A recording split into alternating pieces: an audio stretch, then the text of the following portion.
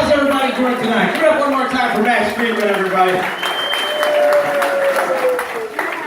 My name is Ramie Makloff. I get the question often, what kind of name is that? What's your ethnicity? What's your nationality? I'm an Arab. I'm Palestinian, to be exact, but don't worry. I'm Catholic. No jihads here. We're all on the same team, white folks. All on the same team. It's cool. Everybody relax. Everybody calm down, all right? I'm the son of immigrants. I'm the son of Palestinian immigrants. I lived with my parents till about a year ago. I bought a house, moved out of my parents' house about a year ago. I see you trying to figure out how old I am and how sad this story is. I'll just go ahead and tell you. You can stop wondering. Tomorrow's my birthday. I'll be 37. That's how old I am and how sad this story is. I just moved out of my parents' house about a year ago, and I had to get out of there because they were driving me nuts. They came from the Middle East, like I said, and I can see why that part of the world is in the state that it's in, because those people love a good fight. It's true. And yeah, I said those people. I'm allowed to say that. They're my people. Okay? You're not allowed to. I am. But everything was a fight in my parents' house, still is a fight in my parents' house. Something as simple as throwing food away is a fight in my parents' house. My mom wants to freeze everything before it goes bad. And when I say everything, I mean everything. So if you want to have some chips in the Makloff house while you watch the game on a Sunday afternoon, you plan ahead and thaw them bitches out Saturday night, okay? My dad, on the other hand, he loves throwing food away. My dad will make announcements when he throws food away. This is a regular occurrence in my parents' house. My dad's standing in front of the fridge like, this has been in the fridge for 3 weeks. Is anybody going to eat this? No? Ha! I threw it away! All right, man, that was a 25-cent cheesesteak. You throw away 2, 3 of those if it makes you that happy, Pops. Go for it. My dad is his own special kind of crazy, though. A little background on my dad. He had a quadruple bypass about 12 years ago. That's almost all the bypasses that you can have. He almost completed the grand slam of bypasses, but it's all good because since then, he's been on a steady diet of breads, meats, cheeses, whiskey, and cigarettes. So he's fine, you guys. He's fine. Some people are counting carbs. This dude had toast with his pancakes when we went out to breakfast a few weeks ago. I told that joke in front of him once. He was like, come on, you exaggerate. I had toast with my ham and eggs, and then I had the pancakes. Like, oh, my bad. My bad. Totally misrepresented you. You're a picture of health. You are a picture of health, sir.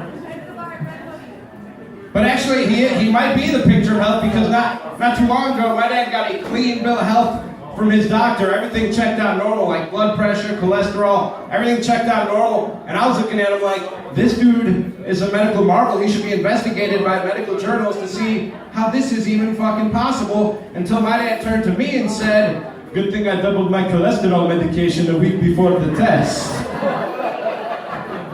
Yeah, I was living with a dude who crammed for a cholesterol test until a year ago, you guys.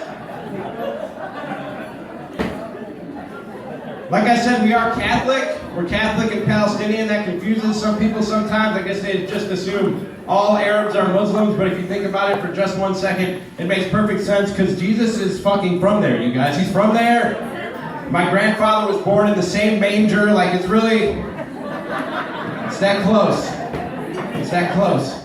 But being that mixture of Arab and Catholic, it's nice because it comes with all that guilt and repression that comes with being Arab, and all that guilt and repression that comes with being Catholic. It's a nice cocktail. It's a nice little mix. So we don't talk about feelings and the such in the Makloff family. Like, I couldn't tell you if or when was the last time my father said to me the words, I love you. And the room always gets quiet when I say that. I think that makes people sad, makes people feel bad for me, but don't feel bad for me, because I really believe that actions speak louder than words. And let me tell you what my dad did for me. My dad left a war-torn country in his early 20s, went across the globe, got a college education, started a career, brought my mom over here, started his family, worked 2, sometimes 3 jobs just to put a roof over our heads, clothes on our back, food in our mouths. And then he let me live with them until I was 36 fucking years old, you guys. Yeah. So I can stand up here and confidently say that not only do I know my dad loves me way more than any of your fucking dads love you, okay? That's just a fact. It's reality. It's reality. Being an Arab and having my choice of hair and beard can cause problems for me because I look like 6 of the FBI's top 10 most wanted terrorists at any given time. I somehow look like both of the Boston bombers. They don't even look alike, but you catch me at this angle, I look like one. You catch me at this angle, I look like the other. It doesn't make sense, but it's true. It's true. And it can cause difficulties for me in certain situations, like, for example, going to the airport. That can be a bit of a problem. I was going to pick up my parents and some family from the airport not too long ago, and they were traveling with a lot of people and a lot of luggage, so we brought 3 cars. I guess they figured they weren't just suspicious enough being Arabs in an airport. They wanted to travel with a lot of people and a lot of luggage. So first car, I'm driving. Second car, my cousin is driving. She shares my swarthy, terroristy complexion. And third car, white friend driving. I got a white friend, proves I'm not racist. So we're coming up the on-ramp to where you would pick folks up at the airport, and there's a police officer standing in the middle of the road, waving me down, and so I stop my car, and naturally I roll down the window. I say, "How can I help you, officer?" He says, "We're just doing random trunk checks. If you would just pop your trunk, I'll take a quick peek and you'll be on your way, sir." "No problem, I keep my weed in the glove compartment. I will comply." So I pop my trunk, he takes a peek, he waves me through. Second car, my cousin driving, checks her trunk, waves her through. Third car, white friend driving, no trunk check, just waves him on through. Just waves him on through. Here's the most fucked up part of that, because my friend is a stupid white dude. He does stupid white dude shit when he gets drunk. He had a trunk full of construction signs and stop signs, you guys. I guess that's just a thing that you do and get away with. I don't know. That's a felony. That could have been a felony. If that cop just did that quick little trunk check, he could have written up a felony. But he didn't. And for a second, I was like, whoa. I was just the victim of racism. That was racist, and I was the victim of racism. The more I thought about it, though, it wasn't racism as much as it was racial profiling. And I hate racism. I think it's a very ugly thing. Racial profiling can be useful, I think. I'm just going to put that out there, you guys. I'll be honest with you. I think racial profiling can be useful. Let's face it, it wasn't 21 Irish dudes on those planes September 11th going, "Go in the name of Allah!" No, it was a bunch of guys that look kind of like me. Like, if I don't get at least one of these going through security at the airport, somebody didn't do their fucking job. That's what happened there. That's what happened. Certain people are suspicious in certain situations. Let's face it. I'll start with myself. Arabs in airports, right?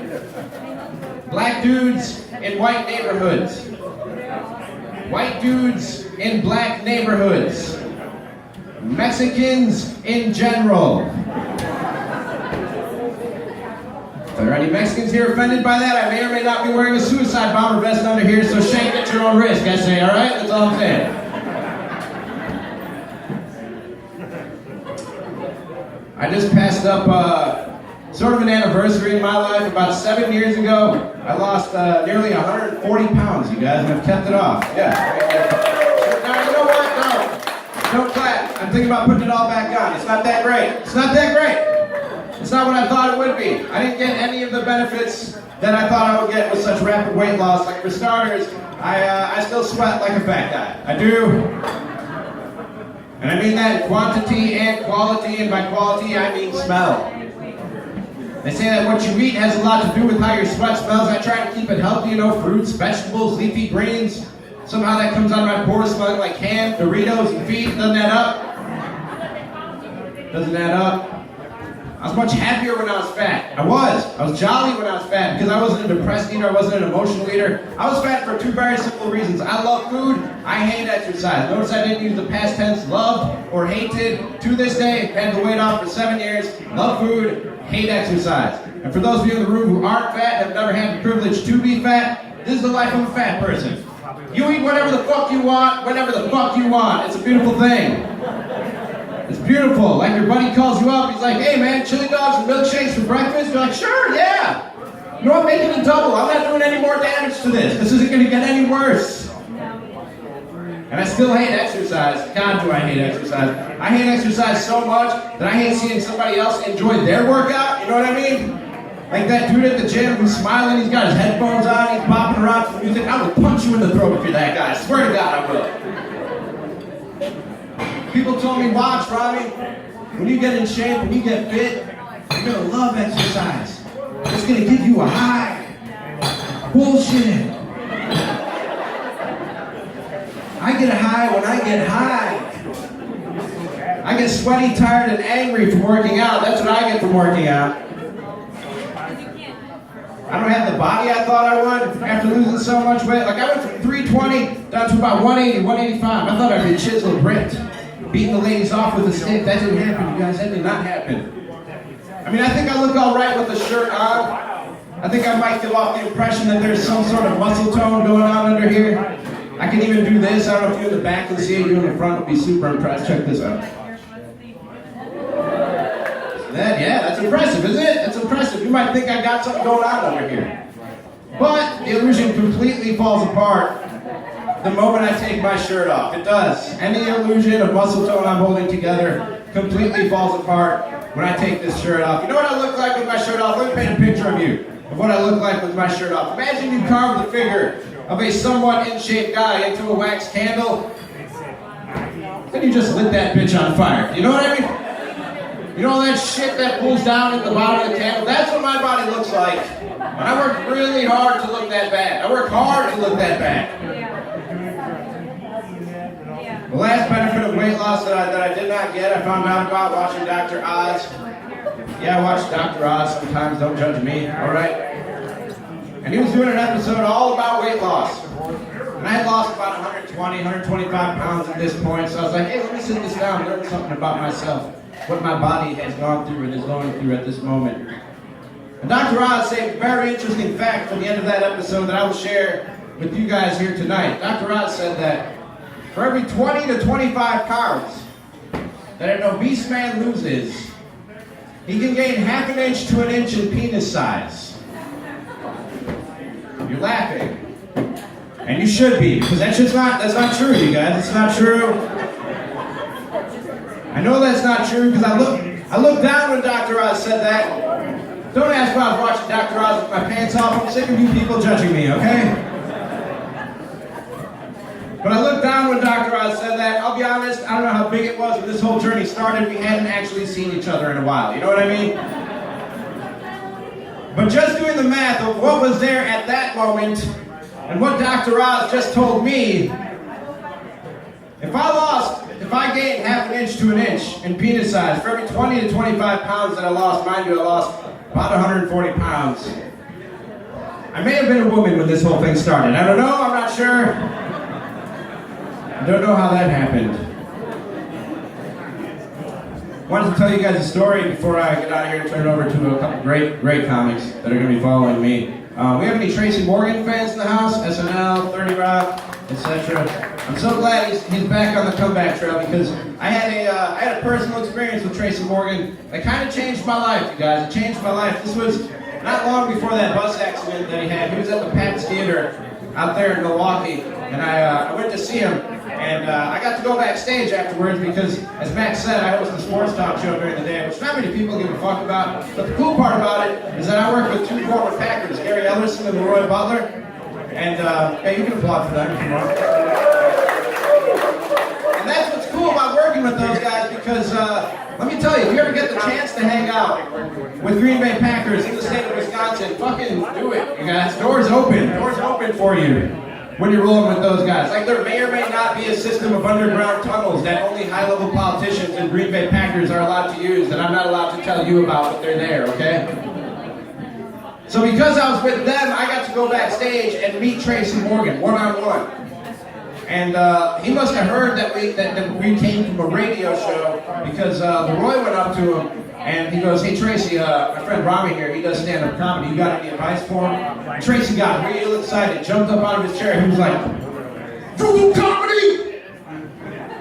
I got scared, I was like, yeah, I do stand-up comedy. He was like, you better quit radio. I was like, what? He was like, can't do both. Radio or comedy, comedy or radio, can't do both. So now, like, I'm rethinking all my life decisions because of Tracy Morgan, you know what I mean? Like, I've been working a long time to get into this radio thing, but I also want to make it in the stand-up comedy game. And then Tracy Morgan did something even more amazing. He grabbed me by the sleeve of my shirt. He dragged me out onto the stage at the Pabst Theater. It was just me, Tracy Morgan, empty Pabst Theater at the front of the stage. And he looked at me and he went, "Look at this! You could have this. You could have all of this. But you gotta commit." And then he took me backstage, and Tracy Morgan sat down with me for like a half hour, giving me lessons on the comedy game. He shared 3 really important things with me that I'll share with you guys here tonight. 1, he said, build your brand. He said, your marketing is as important as your material. 2, he said, stay true to yourself and make the world conform to you, because even if you get where you're trying to go, being who other people want you to be, you won't be happy when you get there. That's some deep shit coming from Tracy Morgan, isn't it? And the 3rd and final thing that Tracy Morgan told me was that comedy comes from struggle. Comedy comes from struggle, he told me. And that brought me full circle back around to the first thing Tracy Morgan said when I met him. Because that's when I realized that Tracy Morgan thinks there is money in radio. I'm here to tell you there is not, okay? If comedy comes from struggle, I was living with my parents till a year ago, still living paycheck to paycheck, not getting laid. If comedy comes from struggle, I might be the next Tracy Morgan. But until then, I'm keeping my fucking day job. I'm Ramie and that's my time. Thank you guys so much. Give it up for Max.